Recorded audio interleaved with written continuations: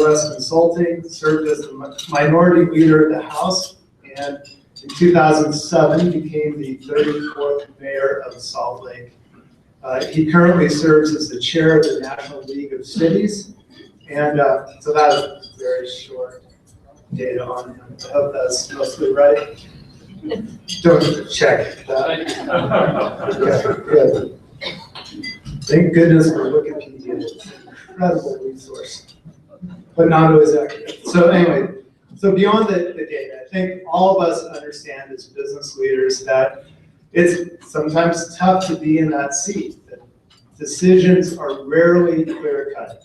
Oftentimes they're complicated, and to make good decisions, leaders need to have knowledge, they need to have vision, and they need to be able to work with people. And I think over the 7 years that Mayor Becker's been running our city, he's demonstrated great skill at being our leader. There's many fine examples that I could point to, but the one that's most recent in my mind is actually the transformation of 300 South. If you haven't been lately, it's an incredibly dynamic street at this point. So it's not that different than 200 South. It wasn't that different than 200 South. 7 lanes of traffic with parking strips and then sidewalks on either side. And I know making that transformation was not an easy thing to do. And people are upset about bike lanes, and they're upset about parking, and they're upset about this and that. And there's legitimate concerns, but I'll tell you today, when you walk down 300 South and you see the energy and the buzz, and you see the cars moving much slower, it's a much better pedestrian experience. It's a better bike experience, and I think it's part of the vision for a future great American city. So that's a great example, I think, of what Mayor Becker's done here. And without further ado, Mayor Becker.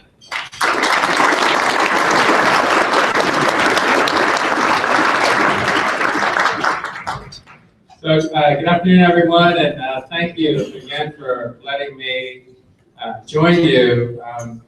I see so many friends around the room, and it's good to see some of you who I don't get to see often enough.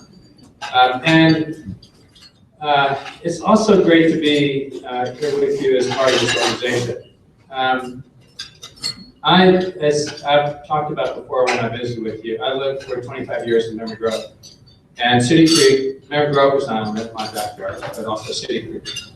And every day, almost, as I rode my bike up and down City Creek and enjoyed Memory Grove Park, I appreciated the incredible leadership and work that's been done now for many decades to make City Creek such a fabulous place. And I know the experience of City Creek is replicated all across this area with the work that Rotary does, both in terms of in our community around our parks, but also socially in the community, whether it's in education or helping people in need.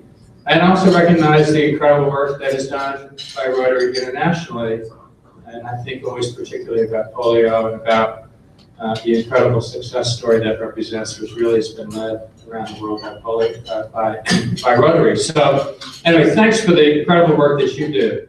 And these are tough times for organizations, and it's tough to keep bringing in new members, and I hope people kind of recognize the opportunity both to interact, but also to provide great community service through the work that you do. So I'm going to talk a bit about, I know we just got kind of a rolling set of pictures behind us about things that are happening in the city, and maybe what we may look forward to for the future. When I became mayor in 2007, I looked at Salt Lake City, and I couldn't help but look at it from a planner's eyes and someone who's looked at cities around the country and around the world, but also at our own community, and think about the things that both I learned at the doorstep of talking with people, but also about where we were at that time, and what would make the biggest differences in elevating this city to the kind of higher rare air of great American cities. And certainly a lot has been done, but let me just remind you of some of the recognition we're getting from others. We've been on quite a roll. In the last couple of weeks, Salt Lake City was ranked #1 by Gallup as the best city in the country for job creation. Gallup cited our ongoing dominance in job creation and noted our goals related to economic development as a leading factor. Forbes magazine published a featured story and called Salt Lake City, quote, the next national hotspot, citing our diversity, our access, and our general quality of life. Obviously, I feel that way about our community, but it's always good to be acknowledged by others, in particular others who are comparing us to other communities. And I look at sort of that recognition, which I increasingly see around the country. But the way I look at things is much more in terms of what are the specific things that we're doing, and are we achieving them? I guess this is part of my business orientation to that I bring to the work. And are we really measuring that against the metrics that are important to us as a community? So let's look at a number of metrics. In 2014, the total valuation for permits was in excess of $1.8 billion in the city. That is more than the past 3 years combined. And this year already, we are approaching the $1.4 billion mark, and we have 8 months left in the year. So in terms of what is happening in this city economically, in terms of development, it is a completely transformative time. We also noted that we were selected by Google as a Google Fiber city, and they will begin rolling out Google in the coming months. And we are one of the very first cities in the country, certainly the first among Google, to have Google in our community. And what that does, I think we can only begin to imagine today. Broadband today and high-speed internet through fiber is probably the equivalent of what we thought of with the interstate highway system or railroads in the decades and centuries of the past. We are living in an idea economy and world increasingly, and to be able to have fast speeds over the internet, gigabit speeds, will soon be the norm, but it is not there yet. So as being an attractor both for businesses, as in helping young entrepreneurs, it is a necessity. There are folks I know who I have gone to for services outside of Salt Lake City in years past who said, I wanted to be in Salt Lake City, but I couldn't locate it there because I couldn't get the speeds that I needed. Well, those days are about to be over. I could go on in terms of economic development news, but and in terms of things that are happening, I think they represent some great things in our city. Maybe the most recent and exciting opportunity for me and for our community was last week when President Obama came, and unfortunately only a very few number of us had an opportunity to visit with him. But I've had the opportunity to visit with President Obama several times. But you have no idea what a difference it makes to have him come to our community and host him on our soil and showcase a bit about our community. And he not only noticed it, despite what to me is an unbelievable schedule that he keeps, but as he was leaving, he said, you know, I've been here for just several hours, and he said, this is silly. I see what a beautiful place this is. Next time I'm coming back, and I'm going to spend some time really enjoying the community. And so it was just wonderful to have him here, and I could go on and on about that experience for me personally and sort of the reflections that I've had. But it was, I think, again, a reflection of Salt Lake City and Utah's place on the map, as is perceived by others. which certainly isn't something we should shy away from. So I look at my job as kind of having two parts. One is to do my very best working with the 3,000 city employees to provide the highest quality facilities and service for our residents, businesses, and visitors. And we have an incredible workforce in Salt Lake City to do that. The second part of it, which is part of what Tim was alluding to, is to think about where we are, what the trends that are going on in the world and in society that affects us, to plan for the future that is coming at us more quickly, it seems like, every day, and to help our city be at the front edge of those changes, to provide the kind of quality of life today and moving towards the future. And so I'm asked about the theme that I used when I first ran for mayor about becoming a great American city. And to me, that isn't just one thing. It's a livable city, which means, of course, many things to many different people. I certainly try to do my job as well as I can. But the key to success in our community is, and I think is true in all of our work, whether it's privately or publicly, is how we effectively engage our community as a whole. And this community is not only known, as is the state of Utah, for being a #1 sort of volunteer state and community, but we also see it over and over again in the way folks, and certainly with the work that you do in the Rotary Club, participate. So whether we're talking about social equality, whether we're talking about public safety, whether we're talking about access to our natural areas, which we have unparalleled opportunities for in Salt Lake, or whether we're talking about our mobility, how we get around, and the options that we have. All of those things, I think, are what contribute to making a great American city. And they all come about because of the participation and the engagement of so many of you and so many people in our community.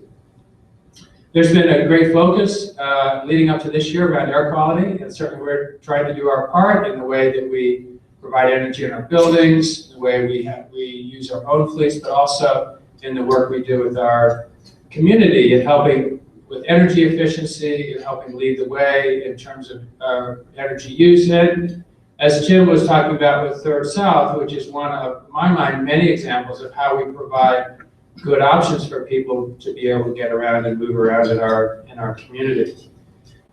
We can also talk about this incredible access that we have to our natural world around us. And Tim has done incredible work throughout his whole career in this area, but there is no other city in this country, and I think I've been to every one of certainly the medium and larger sized cities, that has even close the access we have to our mountains and deserts and locales. And it produces incredible economic opportunity. It provides for a quality of life that we need to protect and we need to build upon.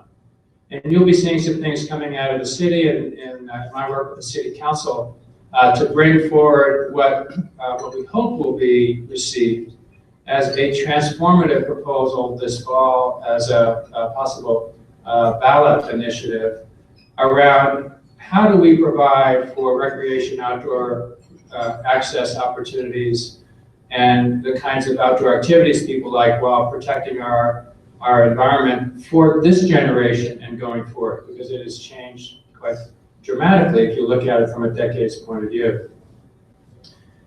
Housing. This incredible success we're seeing in Salt Lake City with housing downtown, and it's literally thousands of units a year. Any of you who wander around downtown, I think it seems like we see new multifamily housing developments springing up on a weekly basis. But a key to the success of that is to provide for a range of housing types that people want and that are affordable. And I was sitting in a meeting a couple of weeks ago next to the mayor of Austin. And we were talking about the challenges and ways we're approaching things in our communities. We're always stealing ideas from each other wherever we can and trying to apply them when they work for our community. And the biggest problem that Austin has, which shared with us, by the way, the #1 city in the country for job creation, is they have been so successful, they have priced a huge portion of their community out of their market. And so he and I were comparing notes back and forth, and we do have relatively affordable housing in Salt Lake. But if we do not attend to that, to make sure we have a range of housing types, we're going to be in a situation that is approaching what a place like San Francisco has, where the average home price just went over $1 million.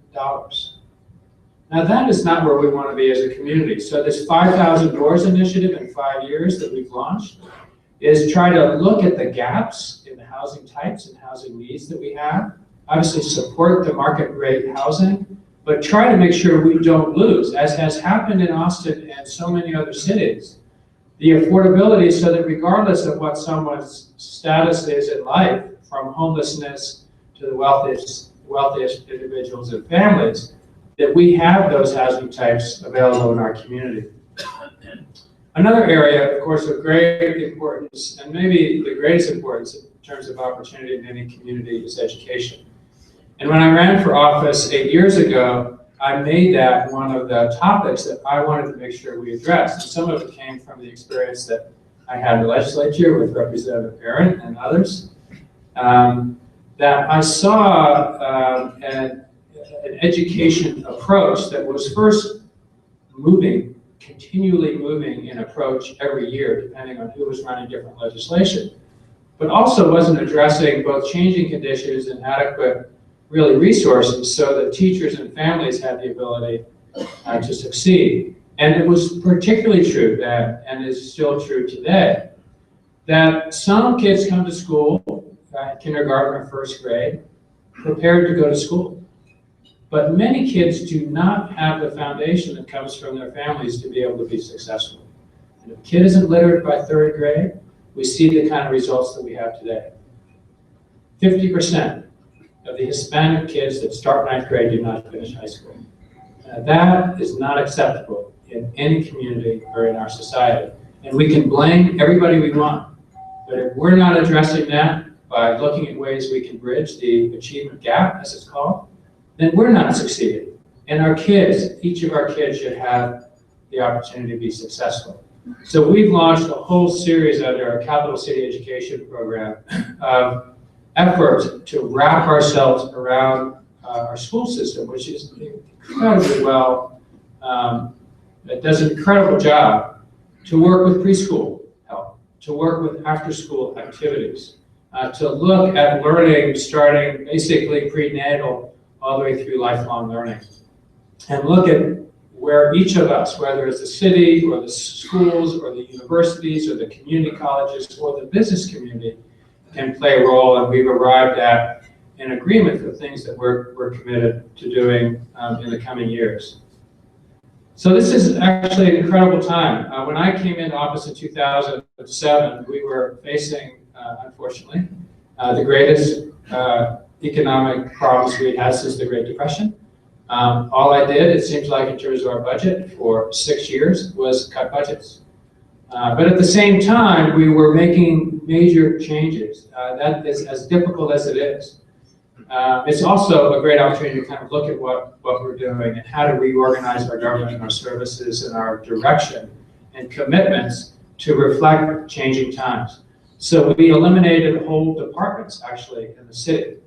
While we had to lay off some employees, we asked our employees, do you want to take across the board pay cuts, or do you want us to lay some folks off? Because those were the kinds of options we had without raising taxes, which I was certainly committed that we wouldn't do. But we made huge changes. And I think those are continuing in a way that reflect the changing times that we have. Tim talked about the Third South bike lanes, which I was going to say I'm not going to take any questions on. I spent 45 minutes as I was walking door to door last night with one household who wanted to talk about bike lanes. But when I came into office, we were spending $50,000 a year on bike lanes. In the middle of all these budget cuts in that first year, we went to $500,000 a year. We're now spending over $6 million a year on improving bike safety and bike accessibility in the city. And we are seeing at a 25% increase a year. It's actually greater than that, but a 25% increase a year in the use of our streets for biking. And it's because when I was walking door to door, it's not because I commuted by bike. And I said, well, what do people want for the city? And so many people said, I'd love to bike around my city, but I'm scared to get out of the streets. Well, I relate to that. I never commuted by bike before I became mayor. Now I have a death wish. So I've been doing it ever since I became mayor. But the fact of the matter is that for a healthy society, community, for a whole variety of reasons, we should be able to provide our streets for cycling. And they're not easy changes. People love the idea, street by street. It's always a challenge. So it's part of the direction we're trying to move, I think, to be able to provide people with different options for ways they get around. I was glad today with our, in our third year now for bike share, to use bike share from the city and county building over to this building. It's such an easy way to get around. We're across the board in the city, I think, trying to, and hopefully successfully, kind of improving our city in ways that reflect the aspirations of people in our community. And we're trying to also be very attentive through inclusive, engaging process to listen to people's views, to adapt, to change what we're doing to reflect the goals that we see are needed and desired for our community, and yet at the same time, respond and mitigate the impacts where they occur, or change what we're doing in a way that reflects what people are looking for. But we live in an incredible time. When I meet with mayors and city officials from around the country, we're so glad to be serving at the level of government we do. Because when you work at the local level, people don't put up with the idea of not balancing or having a budget every year. People don't put up with not providing the basic services that are expected of us. And people also expect us to look out for their longer term interests. And I call it the healthy competition, because we're all kind of competing in a way against each other in these times that are truly transformative in ways I certainly can't claim to fully understand, but in ways where we are in a changing society, whether you look at it from an economic point of view, whether you look at it from an environmental point of view in terms of our environment that's changing, or whether you look at it in terms of what people's expectations are in their lifestyles. And the key, I think, for a successful city, to be the great American city that I think we aspire to be, is to keep on the front edge of what is acceptable in our community, but also meets the aspirations that we have. Because the assets that we have are truly unparalleled. And what we want to do is to preserve the best quality of what we have, and then reach new goals and new horizons. So thank you all for allowing me to be here. It's both a pleasure and it's great to see so many of you here. And I'm happy if there's time to maybe take some questions or hear comments, except about the third stop.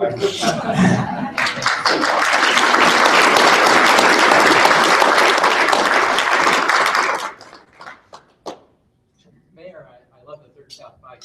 My question is about homelessness. You alluded to homelessness as an element of the 5,000 Doors program, but you've been very active, I think, in the fight against homelessness.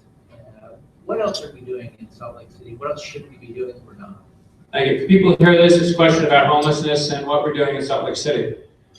So this is another one sort of interesting dynamics for me as mayor. When I go around the country and nationally, I mean, I'm talking about whether it is at the White House or whether it's in other local government arenas where folks are all wrestling with homelessness. Salt Lake City is viewed literally as the model nationally for how we address homelessness.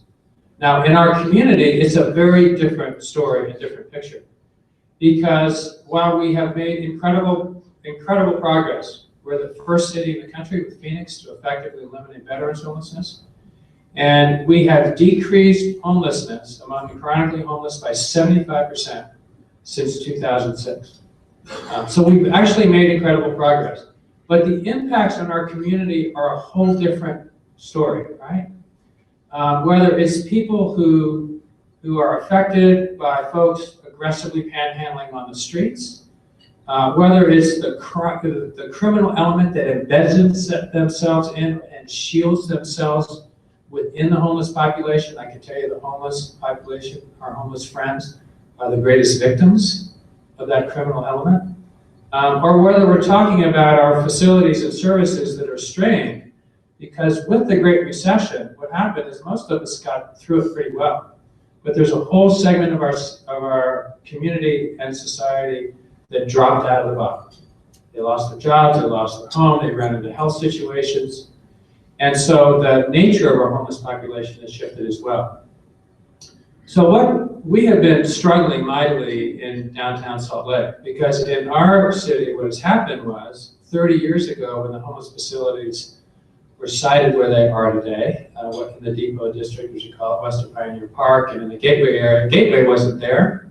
This was on the outskirts and really kind of beyond the sight, really, of most folks in downtown and in our community. Well, now, of course, the community has built up all around the homeless facilities. And so the direct effects of interaction with our homeless population and with all the folks who tend to surround themselves with the homeless population has a much greater direct feel for all of us. So we've been struggling with that. We've done all kinds of things to try to improve the conditions around our homeless facilities. We've got cleanup crews. We established a 24/7 police unit, metro unit around that facilities. We've literally made thousands of arrests. Where not of the homeless population, but of criminals, mostly drug dealers, who are down in that area. And we've done a whole series of other things in partnership with the Downtown Alliance and with the providers and with other services around the homeless population. The fact of the matter is we've got a real challenge. And the challenge is twofold. One is around the facilities themselves. They are outdated. And they are not adequate. And some folks who live in the area and work in the area say, just move all these facilities and folks out of here. And others had different ideas. And of course, the facility providers, scared to death of what's going to happen to the services they literally, in many instances, kind of give up their lives to provide. So in Salt Lake City specifically, we established a commission co-chaired by the great Palmer DePaulis and the wonderful Gail Miller, and have all of the stakeholders around the table, both the providers for facilities, the business community, we have homeless members on the commission, and a variety of other people who have a direct interest and responsibility around homeless facilities. And we are partway through the process to arrive as a community at what our best approach is going forward. There's one thing we know for sure: the existing facilities aren't adequate. And whether that means we rebuild in place, whether we add some additional facilities like daytime facilities, whether we move the facilities, everything is still right now on the table, but as we go through this effort over the next several months, and I think we're scheduled to be done around November of this year, as we go through this effort in the next several months, I think everyone is committed to coming up with an approach that then we can completely rally around as a community to successfully implement. Because if we're divided, as is the case now in our downtown community, about how we should approach this, we're not going to get very far very fast. So anyway, that's what we're doing. We're also in a parallel effort, Mayor McAdams in Salt Lake County, where they are responsible for many of the service provision aspect of providing for our homeless friends. They're going through and looking at, are we most efficiently using our resources and coordinating our resources for services? And we're sort of integrating the efforts, but we decided they were different enough. We really needed to do two different things. So by the end of this year, I'm hopeful, and I think we're seeing great commitment and cooperation that we're going to have a game plan going forward. And there's no question in this incredibly generous community, we'll take sort of the next kind of big leap in providing for our homeless our homeless friends, and for addressing the impacts that we feel in the community. So, anyway, thank you. A little bit of a long answer, but that's what we're doing. Telling. Mayor, what can you tell us about this relocation effort? What ability do you have to affect that decision? And I know you've stated your position, but under what circumstances might you be willing to? So the question is about prison relocation, sort of what we're doing as a city, and under what conditions we would accept it. There are no conditions that we would accept the prison in Salt Lake City. It is not a conditional issue for me and for our city. We have the lion's share of the correctional facilities and halfway houses and other facilities located in our community. They have a less than positive impact. I mean, they clearly have an impact on the neighborhoods where they are located. And we, from the beginning that Salt Lake City was identified as one of the potential sites, we have been fighting having the prison located in Salt Lake City, and we will continue to. The fact of the matter is, this is not a decision that Salt Lake City makes. And you know, as a former legislator and actually formerly worked for Governor Madison, I appreciate this is the state's responsibility to provide for a penitentiary. And they have taken hold of the decision. They've said they're not going to Draper. They've narrowed down to 3 to 5 sites. And we're still one of the sites. We got one site eliminated that they were looking at in Salt Lake City. The Prison Relocation Commission says they'll make a decision by late summer, by midsummer, by August 1st. And then, as I understand it, there'll be a special session of the legislature and the governor to make a final decision on the siting of the prison. So to me, this is one of those sort of unfortunate things. We're living in capital city, and we feel certainly appreciation for being the home for so much of the state's functions. And for those of you who don't know, we have a very unique kind of role as a city in the country. Unlike every other state, at statehood, we are the home for virtually all state facilities. Because what happened when the state got created, it's not a coincidence that in Illinois, the capital's in Springfield, and in New York, the capital's in Albany, and you could go down the list, whether you're talking about universities or state capitals or different functions of state government, they politically got spread around the state. Well, when we became a state, Salt Lake and Utah were really a theocracy, and the declaration was made, all state facilities are going to be in Salt Lake City. And that actually gives us huge benefits of kind of a co-location of a lot of resources and facilities. But it also has a huge impact on us as a capital city. Half of our property is non-taxable. It's not obviously just state government, but it's also LDS Church and all of the nonprofits, the university. You think about all the different kinds of functions that locate here, as well as some federal lands. And our daytime population, second most in the country, doubles every single day, commuters coming into the city. So we have this huge influx of folks coming in. We've got this huge responsibility, which gives us great benefits, but also imposes costs and burdens. And we don't want a prison adding on to that. Of course, the original prison was in Sugar House.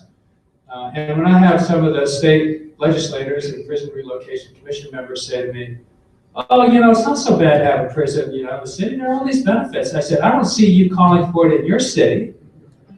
You know, really. So we're going to fight it. I wish I could say that I'm optimistic about us stop the facility coming to Salt Lake if we're selected, but we're going to continue to remind them of the many reasons that this city and that site aren't the place for the new state prison. Okay, other questions or comments here? Last one. Tell us about the new project that's going in down by the Rio Grande. So the housing and retail combination down that corridor.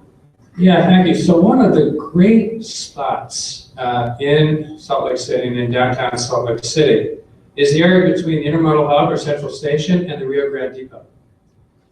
Third South is a sort of one block segment of Third South connects those two locations. And on either side, north and south of the Third South, the city and other property owners really now for many years have been trying to decide together, how do we best take advantage of this incredible location? And the city, through the redevelopment agency, owns a lot of property in the area. So finally, after many years of different iterations, we announced last week Station Center, which will redevelop those 2 blocks in a way that is really exciting for those of us who are urbanists, who like to think about how we can help shape a community that is walkable, livable, adds vitality, and provides incredible access for people who would live and work in an area. And those blocks on either side of Third South between 5th West and 6th West represent an incredible opportunity. So we put out last week a request for proposals from developers to participate with us in redeveloping those 2 blocks. It'll happen in phases, but actually the redevelopment agency director was just telling me this morning they held a meeting and they had to move to a bigger room because there's so many developers so excited about the opportunity these blocks represent and the designs we put together as a city to help kind of shape this into a really walkable, vibrant spot in the city. So this is going to be sort of another one of those sort of, in a way, leaps. I mean, we've seen it with Sig Creek Center, which is such an incredible development. This will be a sort of a little different way to approach the same concept, and we think is going to be a huge asset going forward for Salt Lake City. Okay, thank you all.